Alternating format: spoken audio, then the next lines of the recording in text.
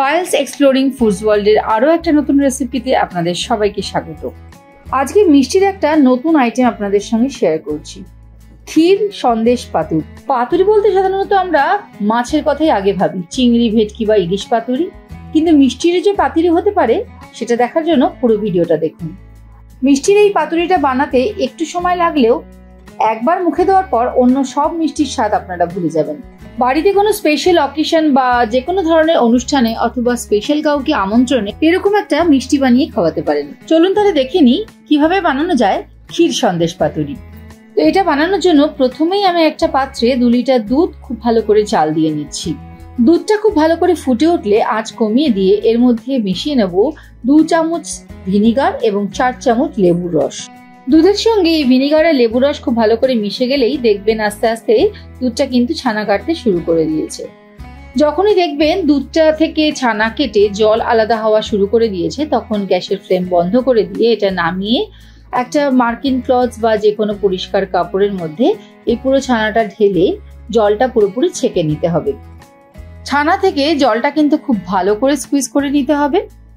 ছানার জল সম্পূর্ণরূপে বেরিয়ে গেলে এটা কোনো পাত্রে বা ছাঁকনির উপর রেখে আবারও কিন্তু পরিষ্কার জল দিয়ে এটা ভালো করে ধুয়ে নিতে হবে। এই স্টেপটা কিন্তু একেবারে মিস করা যাবে না। যদি জল দিয়ে ধুয়ে না নেন তাহলে কিন্তু ছানার মধ্যে টক ভাব থেকে যাবে। আর এই ছানা দিয়ে যেহেতু আমরা মিষ্টি বানাবো তাই এর মধ্যে টক ভাব রাখা যাবে না। তাই জল দিয়ে পরিষ্কার করে ধুয়ে নিয়ে আবারও জলটা পুরোপুরি বার করে দিয়ে একটা ভারী কিছু বস্তু চাপা দিয়ে বেশ কিছুক্ষণের জন্য রেখে দিন। কমপক্ষে 1-2 ঘন্টা রেখে দেবেন যাতে ছানার মধ্যে আর কোনো রকম জল না থাকে। এর পরের স্টেপে আবারও একটি পাত্র নিয়ে এখানে 1 থেকে 1.5 লিটার মতন দুধ খুব ভালো করে জাল দিয়ে নিতে হবে। কম আছে দুধটা কিন্তু ভালো করে জাল দিয়ে একটু ঘন করে নিতে হবে। দুধটা যখন ফুটে খানিকটা ঘন হয়ে আসবে তখন এর মধ্যে মিশিয়ে নিচ্ছি লিকুইড গুড়। এখানে লিকুইড গুড়ের বদলে আপনারা পাটালি কিংবা জ্যাগরি পাউডার ইউজ করতে পারেন। তবে এই গুড়টা দেওয়াতে কালারটা একটু ডিফারেন্ট হবে। তার বদলে কিন্তু আপনারা চিনি দিয়েও করতে পারেন, সেক্ষেত্রে এই ক্ষীরটা কিন্তু সাদা হবে। আমার কাছে শীতের স্টোর করা খেজুরের গুড় ছিল, আমি সেটা দিয়ে ইউজ করেছি কারণ এর গন্ধটা আর স্বাদটা খুব দারুণ হয়। আপনারা চাইলে অন্য কোনো গুড় বা চিনিও ইউজ করতে পারেন। দুধে গুড়টা অ্যাড করে দেওয়ার পরেও কিন্তু ক্রমাগত নেড়ে এর থিকনেসটা কিন্তু বেশ ঘন করে ফেলতে হবে। এই প্রসেসটা একটু স্লো প্রসেস, আপনাকে কিন্তু খুব ধৈর্য ধরে কম আছে দুধ এবং গুড়ের মিশ্রণটাকে এরকম কনসিস্টেন্সির ক্ষীরে পরিণত করে নিতে হবে। মোটামুটি ক্ষীরটা হয়ে এলে নামিয়ে ঠান্ডা করতে দিন। যতক্ষণ ক্ষীর ঠান্ডা হচ্ছে ততক্ষণে এবার যে ছানাটা তৈরি করে রাখা হয়েছিল সেই ছানাটা এবার আমি নিয়ে নিচ্ছি। ছানাটা যেহেতু মাখতে হবে তাই অবশ্যই কোনো থালা বা চওড়া পাত্রে ছানাটা নিয়ে নিতে হবে।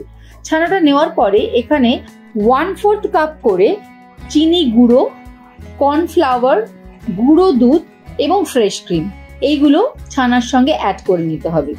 এগুলো অ্যাড করে ছানার সঙ্গে খুব ভালো করে মসৃণ করে মেখে নিতে হবে। পরিষ্কার হাতে খুব ভালো করে ছানাটা স্ম্যাশ করে একধারে রেখে দিতে হবে। এবারে ক্ষীর সন্দেশ পাতুরি বানানোর একেবারে লাস্ট প্রসেসে যেতে হবে। তো এই পাতুরি বানানোর জন্য প্রধান উপকরণ হলো কলা পাতা। তো এই কলা পাতাগুলোকে এনে ভালো করে ওয়াশ করে ছোট ছোট টুকরো করে একটু সেকে নিয়ে একটু ঘি মাখিয়ে নিতে হবে। একটা কলা পাতায় একটু ঘি মাখিয়ে নিয়ে প্রথম স্তরে আমরা একটু করে ক্ষীর দেব। তারপরের স্তরে যে ছানাটা মেখে রেখেছিলাম তার একটা করে পোর্শন দেব। ওপর থেকে আবার 1 চামচ করে ক্ষীর দেব। তার উপরে খুব সুন্দর লাগার জন্য একটা করে কাজু এবং কিশমিশ এটা দিয়ে কলা পাতাটাকে ভালো করে মুড়ে সুতো দিয়ে আমরা বেঁধে নেব। এইভাবে আমরা একটা কলা পাতায় এই ক্ষীর, সন্দেশ, আবার ক্ষীর এইভাবে পরপর পাতুরিগুলো আগে গড়ে নেব। পাতুরিগুলো গড়া হয়ে গেলে কোনো তাওয়া বা কড়াইয়ের উপরে ঘি ব্রাশ করে এই পাতুরিগুলো এপিট ওপিট করে সেঁকে নিতে হবে। পাতুরির প্রত্যেকটা সাইড 5 থেকে 6 মিনিট করে সেঁকতে হবে। পাতুরিগুলো সেঁকার সময় অবশ্যই কিন্তু মাঝে মাঝে একটু লিড দিয়ে ঢাকা দিয়ে দেবেন, তাহলে পাতুরিগুলো ভেতর থেকে খুব সুন্দরভাবে কুক হবে। এইভাবে সবকটা পাতুরি একে একে সেঁকে নিয়ে তুলে রাখুন। এরপরে গরম অথবা ঠান্ডা দুভাবেই কিন্তু এই ক্ষীর সন্দেশ পাতুরি খেতে দারুণ লাগবে। 7 থেকে 10 দিন মতো স্টোর করে ফ্রিজে আপনারা রাখতে পারবেন এই পাতুরি।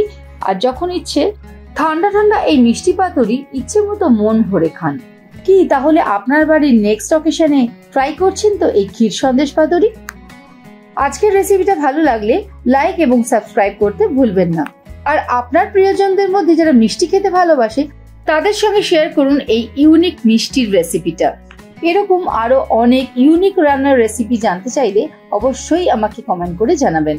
আর আজকের এই রেসিপিটা বাড়িতে ট্রাই করে খেয়ে যদি ভালো লাগে তাহলে অবশ্যই আমাকে কমেন্ট বক্সে লিখে জানাবেন। বাই দ্য ওয়ে, আমি পায়েল। আপনারা এতক্ষণ দেখছিলেন পায়েলস এক্সপ্লোরিং ফুডস ওয়ার্ল্ডে ক্ষীর সন্দেশ পাতুরির রেসিপি। ফিরে আসবো আরো অনেক নতুন নতুন রান্নার ইউনিক রেসিপি নিয়ে। সবাই খুব ভালো থাকবেন, সুস্থ থাকবেন।